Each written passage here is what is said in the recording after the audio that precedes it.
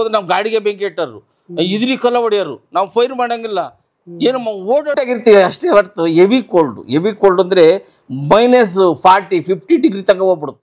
Shaving ಮಾಡೋಕ್ಕಾಗಲ್ಲ, ಏನೋ ಒಂಚೂರು ಅಲ್ಪಲಿಂಗ್ ತಿಕ್ಕಂತ ಅಷ್ಟೇ, ಅದುವೇನಿಲ್ಲ. ಏನಾದ್ರು ತಿಂದ್ರೆ ತಾನೆ ನಾವು ಅಲ್ಲಿ ಉರಿತಲೇ ಇರುತ್ತೆ, ಹಗಲು ರಾತ್ರಿ ಉರಿಬೇಕು ಕಂಟಿನ್ಯೂ ಆಗಿ. ರೆಡ್ ಆಗಿರುತ್ತೆ, ರೂಮೇ ರೆಡ್ ಆಗುತ್ತೆ.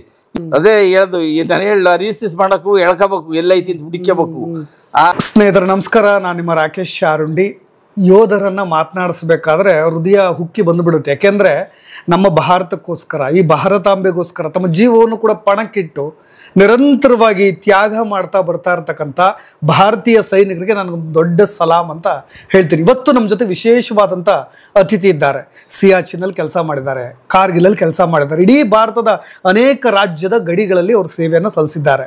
ಬೇರೆ ಯಾರಲ್ಲೂ ಕೂಡ MG ಪರಮೇಶ್ವರ್ ಅನ್ನೋ ವಿಶೇಷವಾದಂಥ ವ್ಯಕ್ತಿ.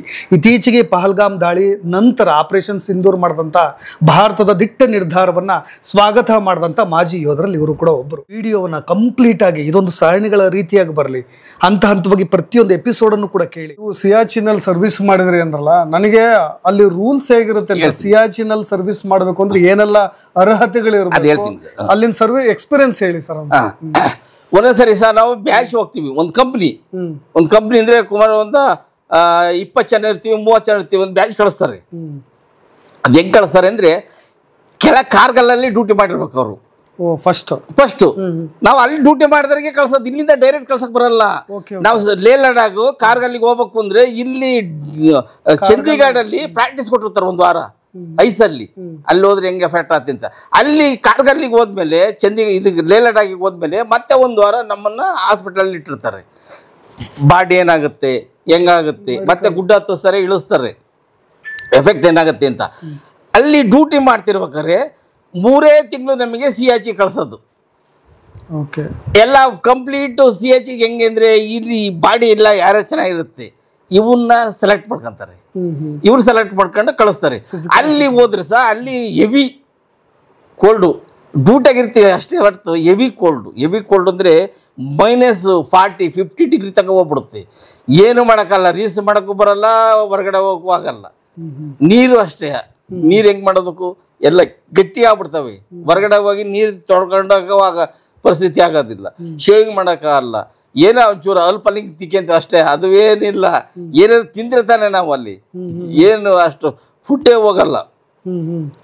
ಅಲ್ಲಿ ಇರೋರಿಗೆ ಕರೆಕ್ಟು, ಆ ಕಡೆ ಜನಗಳಿಗೆ ಅವರಿಗೆ ಎಫೆಕ್ಟ್ ಆಗಲ್ಲ. ನಾವು ನಾರ್ತ್ ಸೈಡ್ ಜನಗಳಿಗೆ ನಮಗೆ ಒಂದು ಸ್ವಲ್ಪ ಕಷ್ಟ ಅನಿಸುತ್ತೆ. ಆದರೆ ನಾವು ಡ್ಯೂಟಿ ಮಾಡಲೇಬೇಕಲ್ಲ. ನಾವು ಕಾರ್ಗಲ್ಲಾಗೆಲ್ಲ ಇದ್ವಲ್ಲ, ಕಾರ್ಗಲ್ಲಾಗಿದ್ದಾಗ 3 ತಿಂಗಳು ಕಳ್ಸೋದು ಅಲ್ಲಿಗೆ. 3 ತಿಂಗಳೊಳಗೆ ಸುಸ್ತಾಗ್ಬಿಡ್ತೀವಿ. 3 ತಿಂಗಳು ಮೇಲಿದ್ರೆ ಅಲ್ಲಿ ಇರೋಕ್ಕಾಗಲ್ಲ. ಮತ್ತೆ ಅವರು ಮೈಂಡ್ ಇದಾಗ್ಬಿಡುತ್ತೆ, ಎಫೆಕ್ಟ್ ಆಗುತ್ತೆ ಅಂತಾರೆ.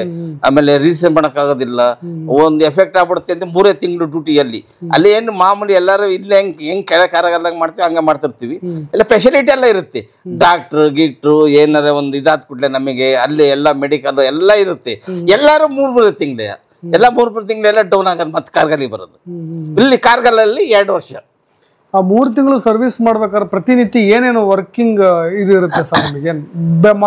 ಮಾರ್ನಿಂಗ್ ಇಂದ ನೈಟ್ ವರ್ಗು ಏನು ನಿಮ್ದು? ಅಲ್ಲಿ ಮಾರ್ನಿಂಗ್ ನೈಟ್ ಇಲ್ವಲ್ಲ ಸರ್. ಅಲ್ಲಿ ಹೆಂಗೆ ಅಂದ್ರೆ ಸೂರ್ಯನೇ ನೋಡಲ್ಲ ನಾವು, ಸೂರ್ಯನೇ ನೋಡಲ್ಲ. ಬೆಳಕರಿತಂದ್ರೆ ಟೈಮು ಅಲ್ಲಿ ಓಡೋದೇ ಇಲ್ಲ ವಾಚು.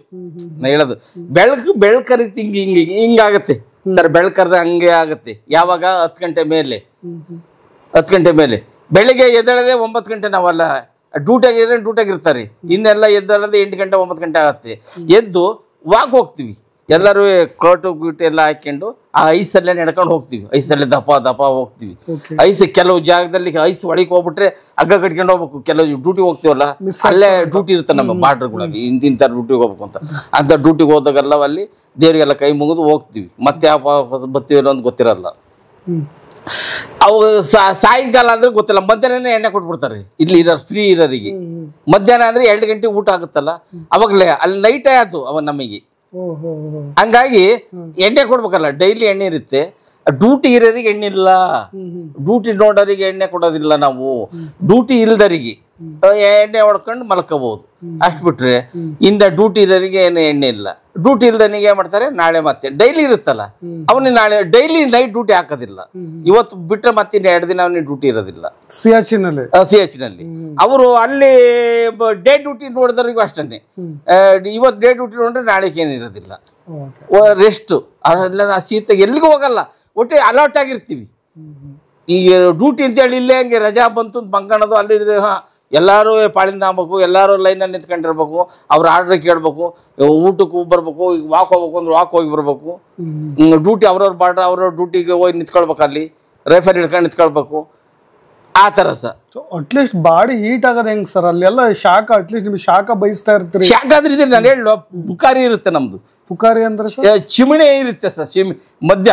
ಈಗ 4 ಒಂದು ಎಲ್ಲ ಬೈಬರಲ್ಲಿ ಸ್ನೋ ಹಟ್ ಅಂತ ಮಾಡಿರ್ತೀವಿ ನಾವು. ಸ್ನೋ ಹಟ್ ಸರ್, ನಾನೇ ಅದಕ್ಕೆ ಮೊದಲು ಕಮೆಂಡ್ರು ಸ್ನೋ ಹಟ್ ಮಾಡ್ಬೇಕ್ರಿ. ಅವು ಹೊಸದಾಗಿ ಸ್ನೋ ಹಟ್ ಎಲ್ಲ ಬಟನ್ ಸಿಸ್ಟಮ್, ಎಲ್ಲ ನಟ್ಟು ಬೋಲ್ಟು. 4 ಇವು ಇರ್ತವೆ, 4 ಗೋಡೆ ಅಷ್ಟೇನೆ. ಓಕೆ, 4 ಗೋಡೆಗೆ 4 ಮಂಚಗಳು, ಆ ಕಡೆ ಹಿಂಗೆ 4 ಮಂಚ. ಮಧ್ಯದಲ್ಲಿ ಬುಕಾರಿ ಉರಿತಿರುತ್ತೆ. ಬುಕಾರಿ ಅಂದ್ರೆ ಸೀಮೆಣ್ಣೆ ಚಿಮಿಣಿ.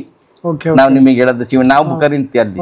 ಚಿಮಿಣಿ ಸೀಮೆಣ್ಣೆ ಒಂದು ಕ್ಯಾನ್ 20 ಲೀಟರ್ ಕ್ಯಾನ್ ಹೊರಗಿಟ್ಟು ಪೈಪ್ ಎಳೆದು ಅದ್ರ ಒಳಗೆ ಬಿಡ್ತೀವಿ. ಅವು ಆಲ್ರೆಡಿ ಅವ್ರು ರೆಡಿ ಮಾಡಿರ್ತಾರೆ ಅದಕ್ಕೆ. ಅದು ಉರಿತಲೇ ಇರುತ್ತೆ, ಹಗಲು ರಾತ್ರಿ ಉರಿಬೇಕು ಕಂಟಿನ್ಯೂ ಆಗಿ. ರೆಡ್ ಆಗಿರುತ್ತೆ, ರೂಮೇ ರೆಡ್ ಆಗುತ್ತೆ. ಇಲ್ಲಾಂದ್ರೆ ನಾವ್ ಇರಕ್ಕಾಗಲ್ಲ. 4 ಗೋಡೆ 4 ಮಂಚ ಮೂಲೆಗೆ. 4 ಗೋಡೆ ಅಂದ್ರೆ ಎಂತವು, ಸ್ನೋ ಅದವು. ಅವು ಸ್ನೋದೆ. ಅವು ಸ್ನೋ ಪ್ಲಾಸ್ಟಿಕ್. ನಾವು ಇವೆಲ್ಲ ಎಂತ ಈ ಪ್ಲಾಸ್ಟಿಕ್ ಅಲ್ಲ, ಮುರಿಯೋದಿಲ್ಲ. ಬೆಳಿಗ್ಗೆ ಎದ್ದು ಕೂಡಲೇ ಡೋರ್ ತೆಗಿಯಕ್ ಬರೋದಿಲ್ಲ. ಐಸ್ ಎಲ್ಲ ಗಟ್ಟಿ ಕುಲ್ಲ ನಿಂತಿರುತ್ತೆ. ಐಸ್ ಎಲ್ಲ ಬಾಚಿ ಹಾಕ್ಬೇಕು. ನೈಟ್ ಡ್ಯೂಟಿ ಇರ್ತಾರಲ್ಲ ನೈಟು, ಅವ್ರೇನ್ ಮಾಡ್ತಾರೆ, ಬೆಳಿಗ್ಗೆ ಪೂರ್ತಿ ಶೆವಿಲ್ ಎತ್ತಿ ಎಲ್ಲ ಬಾಚಿ ಹೊರಗೆ ಹಾಕ್ಬೇಕು. ಆಮೇಲೆ ಮೇಲೆ ಸ್ನೋ ಬಿದ್ದ ಕೂಡಲೇ ಜಾರಾಗಿ ಮಾಡಿರ್ತೀವಿ, ಅದ್ರ ಮೇಲೆ ಕೂರಲ್ಲ. ಕೂತ್ಬಿಟ್ರೆ ಅದ್ ನಮ್ಮ ಮೇಲೆ ಬುಕಾರಿ ಕೋಣೆ ಮೇಲೆ, ಅದ್ರ ಮೇಲೆ ಎಲ್ಲ ಜಾರ್ತಾವ ಐಸ್ ನೋಟು. ನಾವೇನಾರು ಕೆಲವು ಜಾಗದಲ್ಲಿ ಇಲ್ಲ, ಟೆಂಟ್ ಹಾಕ್ಯಂತೀವಿ. ಟೆಂಟ್ ಹೆಂಗೆ ಹಾಕ್ತೀವಿ, ಐಸ್ ಈ ತರ ಅಂದ್ರೆ ಮಧ್ಯದಲ್ಲಿ ಈ ತರ ಒಂದು ಕಂಬ ಕೊಟ್ಟು ಅದಕ್ಕೆ ಇದಾಕಿರ್ತೀವಿ, ಶೆಡ್ ಹೊಡಿತೀವಿ. ಅದು ಐಸ್ ಬಿದ್ರು ಆ ಕಡೆಗೆ ಬೀಳ್ತಿರ್ಬೇಕು ಜಾರಿ. ಚಿಮಣಿಗೆ ಮಾಮೂಲಿ ಮಧ್ಯದಲ್ಲಿ ಒಂದು ಚಿಮಣಿ, ಅದು ಈಟ್ ಆಗ್ತಿರುತ್ತೆ. ಆ ತರ ಅಲ್ಲಿ ಭಾರಿ ಕಷ್ಟ ಸರ್. ಅದೇ ಹೇಳದು, ನಾನು ಹೇಳ ರೀಸಿಸ್ ಮಾಡಕು ಎಳ್ಕೋಬೇಕು, ಎಲ್ಲೈತಿ ಅಂತ ಹುಡುಕಬೇಕು. ಆ ತರ ರೈಫಲ್ಗಳು ಸರ್ ಆಕ್ಚುಲಿ ನೋಡಿ, ಮೆಟಲ್ ರೈಫಲ್ಗಳು ಆಗಿರ್ಬೋದು, ಅವೆಲ್ಲ ಅಲ್ಲೆಲ್ಲ ಆ ಕೋಲ್ಡ್ ಅಲ್ಲಿ ವರ್ಕ್ ಆಗೋದಕ್ಕೆ ಅದಕ್ಕೆ ಎಲ್ಲ ಬಿಸಿ ಮಾಡ್ಕೊಂತೀವಲ್ಲ ಸರ್. ಬಿಸಿ ಅಂದ್ರೆ ನೀರಲ್ಲಿ ಇಡ್ತೀವಿ, ನೀರಲ್ಲಿ ಬಿಸಿನೀರಲ್ಲೇ ಇಡ್ತೀವಿ. ಬಿಸಿನೀರಲ್ಲಿ ಎಷ್ಟು ಅವರ್ ಇಡ್ಬೇಕು ಸರ್? ಪ್ರತಿನಿತ್ಯನೂ ಬಿಸಿನೀರು. ಅವ್ರವ್ರಿಗೆ ನಮಗೆ ಒಬ್ರು ರೈಫಲ್ ಹೆಂಗ್ ಕೊಟ್ಟಿರ್ತಾರೆ ಅಂದ್ರೆ, ನಮ್ಮ ಹೇಳ್ತಾರೆ ಫ್ಯಾಮಿಲಿ ಟೈಪ್. ಅದು ಒಬ್ರಿಗೆ ಒಂದು ರೈಫಲ್ ಅಂದ್ರೆ ಫ್ಯಾಮಿಲಿ ಟೈಪ್. ನಮ್ಮ ಜೊತೆಲ್ಲೇ ಇರುತ್ತೆ, ನಾವೇ ಇಟ್ಕೊಂಡೆ ಮಲಗಬೇಕು. ಏನಾರಾದ್ರೆ ರಿಪೇರಿ ನಾವೇ ಮಾಡ್ಕೋಬೇಕು, ಅದಕ್ಕೆ ಡೈಲಿ ಆಯಿಲ್ ಹಾಕೋಬೇಕು. ಅವೆಲ್ಲ ಆ ತರ ಸಿಸ್ಟಮ್. ಆಮೇಲೆ ತಗೊಂಡು ಮತ್ತೆ ನೀರಲ್ಲಿ ಕುದಿಸ್ಬೇಕು, ರೆಡಿ ಮಾಡ್ಕೋಬೇಕು. ಅದು ಫೈರ್ ಮಾಡಿದ್ರೆ ಮತ್ತೆ ಕಪ್ಪಾಗ್ಬಿಡುತ್ತೆ ಪೂರ್ತಿ, ಅದಾಗೋದಿಲ್ಲ. ಒಳಗೆ ಕಪ್ಪು ಎಲ್ಲ ಇದು ಕಟ್ಕೊಂಡ್ಬಿಡುತ್ತೆ. ಅದನ್ನೆಲ್ಲ ಕ್ಲೀನ್ ಮಾಡ್ಕೋಬೇಕು. ಈ ತರ ಎಲ್ಲ ಮಾಡ್ಕೋಬೇಕು ಸರ್. ನನಗೆ ಇನ್ನೂ ಒಂದು ಕುತೂಹಲ ಅಂದ್ರೆ ಸರ್ ನೋಡಿ, ಆ -40 ಡಿಗ್ರಿ ವಾತಾವರಣದಲ್ಲಿ ಸುಮ್ಮನೆ ಏನೋ ಒಂದು ಸಣ್ಣ ಕೈಯಲ್ಲಿ ಮೇಲೆ ಗಾಯಗಳು ಏನಾದ್ರು ಆಗ್ಬಿಟ್ರೆ ಮನುಷ್ಯಂದು ಸರ್, ಅಲ್ಲಿ ಗಾಯ ಆದ್ರೆ ತುಳಿದು ಸ್ಕಿನ್ ಒಡನೆ ಅವ್ರನ್ನ ಕೆಳಕಿ ಸ್ಕಿನ್ ಆಗ್ಬಿಟ್ರೆ ಅಲ್ಲಿ ಏನು ಮಾಡಕ್ ಬರಲ್ಲ ಅವನು. ಭಾರಿ ಹುಷಾರಾಗಿರ್ಬೇಕು ಸರ್ ಅಲ್ಲಿ. ಕಾಲು ನೀನ್ ತೊಳ್ಕೊಂಡ್ಲ ಅಂದ್ರೆ ಅಲ್ಲಿ ತೂತ ಬಿದ್ದು ಬಿಡ್ತವೆ. ಕಾಲು ಕೈ ಎಲ್ಲ ಅಷ್ಟೇನೆ ತೂತ ಬೀಳ್ತವೆ. ಅದಕ್ಕೆ ಏನ್ ಮಾಡ್ತೀವಿ, ಡೈಲಿ ನೀರಲ್ಲಿ ಇಟ್ಕೋಬೇಕು. ಹೀಗೆ ಅಲ್ಲಿ ಚುಮಣಿ ಇರುತ್ತಲ್ಲ, ಚುಮಣಿ ನೀರು ಏನ್ ಮಾಡ್ತೀವಿ, ಒಂದು ಟಪ್ ಇರುತ್ತೆ, ಒಂದು ಇದ್ರದ್ದೇ ಸಿಮೆಣ್ಣೆ ಕ್ಯಾನ್ ಅಂತವು. ಆ ಟಪ್ ಒಳಗೆ ಬಿಸಿನೀರು ಹಾಕೊಂಡು ಕಾಲು ಒಳಗೆ ಇಟ್ಕೋಬೇಕು. ಸ್ವಲ್ಪ ಉಪ್ಪು ಅರಿಶಿನ ಹಾಕೊಂಡು, ಆ ಉಪ್ಪು ಅರಿಶಿನದಲ್ಲಿ ಅದು ಸ್ವಲ್ಪ ಮೆಡಿಸಿನ್ ಇದ್ದಂಗೆ ಅದಕ್ಕೆ ಅದು ಕ್ಲಿಯರ್ ಆಯ್ತು. ಅರ್ಧ ಗಂಟೆ ಇಟ್ಕೊಂಡ್ಮೇಲೆ ಎಲ್ಲ ಕಾಲೆಲ್ಲ ಒರೆಸ್ಕೊಂಡು ಮತ್ತೆ ಸಾಕ್ಸ್ ಬೇರೆ ಹಾಕ್ಯಬೇಕು. ಸಾಕ್ಸ್ಗಳೆಲ್ಲ ಅಲ್ಲೇ ಅದ್ರ ಮುಂದೆ ಹಾಕಿರ್ತೀವಿ ಒಣಗಕ್ಕೆ. ಅದು ಅದೇ ಸಾಕ್ಸ್ ಹಾಕಂಗಿಲ್ಲ, ಜಿಪಿ ಇಂತವಿ ಸಾಕ್ಸ್ ಬಿಚ್ಚಿ ಸಾಕು ಜಿಪಿ ಇಂತವಿ. ಆ ತರ ಅಲ್ಲಿ ಸರ್ ಲೈಫ್ ಆ ತರ ಕಷ್ಟ ಆಗತ್ತೆ. ಏನ್ ಮಾಡ್ಲಿ, ಕಾರ್ಗಲ್ ಅಷ್ಟೇನೆ, ಸಿಯಾಚಿ ಅಷ್ಟೇ. ಸಿಯಾಚಿಂದ ಬಂದ್ರೆ ಕಾರ್ಗಲ್ ಮತ್ತೆ. ನಿಮಗೆ ಏನಾರು ಆ ತರದ್ 3 ತಿಂಗಳು ಇದ್ರಿ, ಏನಾರು ಆ ತರದ್ ಭಯಾನಕ ಎಕ್ಸ್ಪೀರಿಯನ್ಸ್ ಸಿಯಾಚಿನಲ್ಲಿ ಆಗಿದ್ದೆ? ಅದೇ ಆ ತರ ಭಯ ಎಲ್ಲ ಜೊತೆಗಿರ್ತೀವಲ್ಲ ಸರ್. ಈಗ ಭಯ ಅನ್ನೋದು ಯಾರಿಗಿರೋದಿಲ್ಲ. ಎಲ್ಲ ಜೊತೆಗಿರ್ತೀವಲ್ಲ, ಅವ್ನಂಗೆ ನಾನು, ನನಂಗೆ ಅವನು. ನಾವು ಒಬ್ರು ಹೋಗಲ್ವಲ್ಲ, 100 ಜನ ಹೋಗ್ತೀವಿ, 10 ಜನ ಒಂದು ಬ್ಯಾಚ್ ಎಲ್ಲಿಗಾರ ಹೋದ್ರೆ 10 ಜನ ಹೋಗಿರ್ತೀವಿ. 10 ಜನದಾಗೂ ಒಬ್ರು ಧೈರ್ಯ ತುಂಬಂದಿರ್ತಾನೆ, ಏಯ್ ಬರ ಹಂಗ್ ಮಾಡೋಣ ಹಿಂಗ್ ಮಾಡೋಣ ಹಂಗೆ ಎಲ್ಲ ಕೈ ಮುಗಿದು ದೇವ್ರಿಗೆಲ್ಲ ಹೋಗ್ತೀವಿ. ಇಲ್ಲ ನಾವು ದೇವ್ರ ಪೂಜೆ ಬೆಳಿಗ್ಗೆ ಎಲ್ಲ ಅಲ್ಲೇ ಎಲ್ಲ ಕೈ ಮುಗಿದು ಎಲ್ಲ ಒಳ್ಳೇದ್ ಮಾಡಪ್ಪ ಆಮೇಲೆ ಏನಾರ ಬರ್ದಂಗೆ ಏನ ಆಗ್ದಂಗೆ. ಇವ್ರು ಈ ನನ್ನ ಮಕ್ಕಳು ಟ್ರಾಫಿಕ್ಗಳು ಯಾವಾಗ್ಲೂ ಫೈರ್ ಮಾಡ್ತಾರಲ್ಲ ಸರ್, ಅಷ್ಟೇ ಅದೇ ಹೆದರಿಕೆ. ಎಲ್ಲಿ ಯಾವಾಗ ಹೊಡೆದಾರು ಇನ್ನೇನಿಲ್ಲ, ಅಲ್ಲಿ ಅದೇ ಡ್ಯೂಟಿ. ಇವ್ರಿಗೆ ಅಲ್ಲಿ ರೂಢಿ ಅಲ್ಲ, ಬಾರ್ಡ್ರಗೆ ಪೂರ್ತಿ ಬಾರ್ಡರ್ ಇದೆಯಲ್ಲ ಸರ್ ಉದ್ದಕ್ಕೆ. ಇವರೆಲ್ಲ ಇರೋದೆಲ್ಲ ಬಾರ್ಡ್ರಗೆ ಇವರು ಟೆರರಿಸ್ಟ್, ಇನ್ನೇನಿಲ್ಲ. ಇನ್ನು ಬಾಕಿದಾಗಲ್ಲವ ಈಗ ಮೋದಿ ಬಂದ್ಮೇಲೆ ಏನು ತೊಂದರೆ ಇಲ್ಲ ಸರ್, ಯಾಕೆಂದ್ರೆ ರೈಫಲ್ ಅಥಾರಿಟಿ ಈಗ ಕೊಟ್ಟಿದ್ದಾರೆ ಅವರಿಗೆ, ಗೋಲಿ ಬಂದ್ರೆ ಗೋಲಿ ಹೊಡೀರಿ ಅಂತ. ಮೊದ್ಲು ಏನಿಲ್ಲ, ಮೊದ್ಲು ಅವನೇನಾರ ಗೋಲಿ ಹೊಡೆದ್ರೆ ನಮ್ಮ ಆಫೀಸರ್ ಬಂದು ಹೇಳೋ ತನಕವ ಅವ್ನು ಆರ್ಡರ್ ಕೊಡೋ ತನಕ ನಾವು ಹಂಗೆ ಇರಬೇಕಿತ್ತು, ನಾವೇನು ಹೊಡೆಯಂಗಿಲ್ಲ. ಈ ಬಾರ್ಡ್ರಾಗೂ ಅಷ್ಟೇ, ಮೊದಲು ಬಾರ್ಡ್ರಲ್ಲೆಲ್ಲ ಇದ್ವಲ್ಲ ನಾವು, ಕಾರ್ಗಲ್ಲ ಗಿರ್ಗಲ್ಗೆ ಬೇಸಪ್ ಇದೆ, ಬೇಸಪ್ಪು ಮೀರಿದಕ್ಕೂ ನಾವು ಒಳ ನುಗ್ತೀವಿ. ನಾವು ಫೈಟಿಂಗ್ ಟ್ರೂಪ್ಸ್ ಅಲ್ಲ, ನಾವು ಒಳ ನುಗ್ತೀವಿ. ಒಳ ನುಗ್ಗಿದಾಗ ಫೈರ್ ಮಾಡೋ ಅಥಾರಿಟಿನೇ ಇಲ್ಲ, ಒಳ ನುಗ್ಗಿರು ಫೈರ್ ಮಾಡಲಿಲ್ಲ ಅಂದ್ರೆ ನಮ್ಗೆ ಪ್ರಯೋಜನ. ಅವ್ರ ಕೈ ಸಿಕ್ಬಿಟ್ಟು ನಮ್ಮನ್ನು ಪೀಸ್ ಮಾಡ್ಬಿಡ್ತಾರೆ. ಗಡಿ ದಾಟಿ ಆ ಕಡೆ ಹೋದ್ಮೇಲೆ ನೋಡಿ ಆ ತರದ ಕಂಡೀಷನ್ಸ್ ಅಲ್ಲೂ ನೀವು ಫೈರ್ ಮಾಡಂಗಿಲ್ಲ ಅಂತ ಸಿಸ. ಆಮೇಲೆ ಗೋಲಿ ಲೆಕ್ಕ ಕೊಡ್ಬೇಕಿತ್ತು ಬಂದಾಗ. ನಾವೀಗ ಫೈರ್ ಮಾಡಿದ್ವಿ, ಹೊರಗೆ ಹೋಗಿದ್ವಿ ಫೈರ್ ಮಾಡಿದ್ವಿ, ಬಂದಾಗ ಖಾಲಿ ಲೆಕ್ಕ ಕೊಡ್ಬೇಕು. ಅವು ಎಲ್ಲಿ ಬಿದ್ದಿರ್ತವೆ ಎಲ್ಲಿರ್ತವೆ ಅಂತ ಯಾರಿಗೆ ಗೊತ್ತು. ಅವಾಗ ಭಾರಿ ಆತರ ಖಾಲಿ ಕೇಸ್ ಎಲ್ಲ ಲೆಕ್ಕ ಕೊಡ್ಬೇಕಿತ್ತು. ನೋಡ್ರಿ ನಾನು ಖಾಲಿ ಕೇಸ್ ಎಲ್ಲ ಇಟ್ಟಿದ್ವಿ ನೋಡ್ರಿ, ಅವಾಗ ಕಾರ್ಗಲ್ಲಾಗಿದ್ದಾಗ ಮಾಡಿದವು. ಗುಂಡಿದಾವೆ, ದೊಡ್ಡವಿದಾವೆ, ಸಣ್ಣವಿದಾವೆ, ಚಿನ್ನವಿದಾವೆ, ಭಾರಿ ಇದ್ದು. ಈಗ ಏನೋ ಹುಡುಗರೆಲ್ಲ ಮನೆಗೆ ಬಂದವರೆಲ್ಲ ತಗೊಂಡೋಗ್ತಾರೆ. ಅವಾಗ ಕೊಡ್ರಿ ನನಗಿಂತ ಎಲ್ಲ ಖಾಲಿ ಕೇಸ್. ಅವು ಖಾಲಿ ಕೇಸ್ ಅಂದ್ರೆ ಏನ್ ಸರ್? ನೀವು ಫೈರ್ ತೋರಿಸ್ತೀನಿ ತಡ್ರಿ ಸರ್ ನಿಮಗೆ. ಸಿಎಚ್ಎನ್ ಅಲ್ಲಿ ಹೊತ್ಕೊಳಕ್ಕೆಲ್ಲ ಏನ್ ಯೂಸ್ ಮಾಡ್ತೀರಾ ಸರ್? ಮಲಗಕ್ಕೆ ಅವೆಲ್ಲ ಎಲ್ಲ ಸ್ಲೀಪಿಂಗ್ ಬ್ಯಾಗ್ ಸರ್, ಗೊತ್ತಿಲ್ಲ ನಿಮಗೆ? ಅದನ್ನು ಹೇಳೋದಂದ್ರೆ ಒಂದು ಇದು ಸ್ಲೀಪಿಂಗ್ ಬ್ಯಾಗ್ ಅಂದ್ರೆ ನಮ್ಮ ಹಾಸಿಗೆವು ಹತ್ತಿವು ಸಿಯಾಚಿನ್ ಅಲ್ಲಿ ಮಲಗಕ್ಕೆ ಎಲ್ಲ ತಕ್ಕವೆ ಹೇಳ್ತೀನಿ. ಸಿಯಾಚಿ ಕಾರ್ಗಲ್ ಎಲ್ಲ ಒಂದೇ. ಅಲ್ಲಿ ಐಸ್ ಯಾವಾಗ ಬೀಳುತ್ತೆ ಅಲ್ಲಿ ಚೀಲ, ಸಿಯಾಚಲ್ಲಿ ಚೀಲದ ಕಾಲು ಎಂಟು ಬಿಡ್ಕೊಂಡು ಪೂರ್ತಿ ಹಾಕೊಂಡ್ಬಿಡುತ್ತೆ. ಜಿಪ್ಸ್ ಇರುತ್ತೆ ಅದಕ್ಕೆ. ಈ ಉಸಿರಾಡಕ್ ಮಾತ್ರ ಮುಂದೆ ಬಿಡ್ಕೊಂತೀವಿ. ಹಿಂಗ್ ಮುಂದಕ್ಕೆ ಹಿಂಗೆ ಈ ಮುಸ್ಲಿಂ ಹಾಕ್ಯಂತಲ್ಲ ಆ ಥರ ಮುಂದಕ್ಕೆ ಹಾಕ್ಯಂತೀವಿ. ಅದು ಬೆಚ್ಚಗಿರುತ್ತೆ. ಅದು ಯಾವ ಥರ ಮಾಡಿರ್ತಾರೆ? ಹತ್ತಿಯಲ್ಲಿ ಮಾಡಿರ್ತಾರೆ. ಇಷ್ಟು ದಪ್ಪ ಹತ್ತಿಯಲ್ಲಿ ಪೂರ್ತಿ ಅದು ಬ್ಯಾಗ್. ಅದು ಒಂದು ರೋಲ್ ಆಗುತ್ತೆ, ಬೆನ್ನಿ ಕಟ್ಕೊಂಡಿರ್ತೀವಿ. ಎಲ್ಲಿ ಆಲ್ಟ್ ಆಗ್ತೀವಿ ಅಲ್ಲಿ ಕಾಲು ಒಳ ಬಿಡ್ಕೊಳೋದು, ಜಿಪ್ಸ್ ಹೇಳ್ಕೊಳೋದು. ಆಮೇಲೆ ಎಲ್ಲ ಪೂರ್ತಿ ಮುಚ್ಕೊಳಕ್ ಕೊಟ್ಟಿರ್ತಾರೆ. ಕಣ್ಣಿಗೆ ಕೂಲಿಂಗ್, ಕಣ್ಣು ಹಿಂಗೆ ನೋಡಂಗಿಲ್ಲ. ಐಸಲ್ಲಿ ಕಣ್ಣು ಹೋಗ್ಬಿಡ್ತವೆ, ಎಫೆಕ್ಟ್ ಆಗ್ತವೆ. ಪೂರ್ತಿ ಕೂಲಿಂಗ್ ಕವರ್ ಆಗಿರುತ್ತೆ. ನಂದು ಐತಿ ನೋಡ್ರಿ ಸಿಎಚ್ ಅಲ್ಲಿ ಇರೋದು ಫೋಟೋದಲ್ಲಿ. ತೆಗೆದೇ ಇಲ್ವಾ ಸರ್ ಅಲ್ಲಿ? ಅವಾಗ ತೆಗಿತೀವಿ, ಮಲಕಂಡ ತೆಗಿತೀವಿ.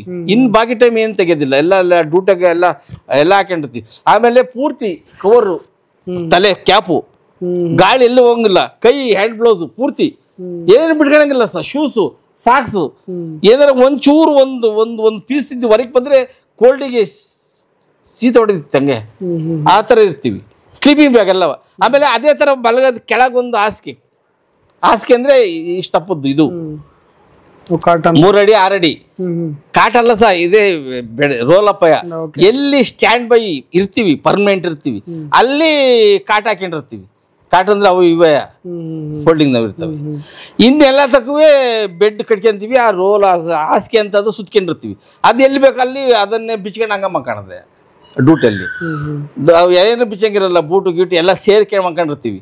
ಎಲ್ಲರ ಒಂಚೂರು ಫೈರ್ ಆದ ಕೂಡ ದೊಡ್ಡ ಎಲ್ಲ ಎದ್ದು ರೈಫಲ್ ಇಟ್ಕೊಂಡು ನಿಂತ್ಕೋಬೇಕು. ಆ ಥರ ಮಲಗಕ್ಕೆಲ್ಲ ಆ ಥರ ಕೊಟ್ಟಿರ್ತಾರೆ. ಕಟ್ಕೊಂಡಿರ್ತೀವಿ. ಅಷ್ಟು ಚಳಿ ಏವಿಸ ಒಂದಲ್ಲ ಎರಡಲ್ಲ. ಬನಿಯಾನು, ಅದು ನಟ್ಟು ಬನಿಯಾನು, ನಾನು ಇದೇ ತೋರಿಸ್ತೀನಿ ಬೇಕಾದ್ರೆ, ಒಳಗಿದೆ ನೆಟ್ ಬನಿಯಾನು.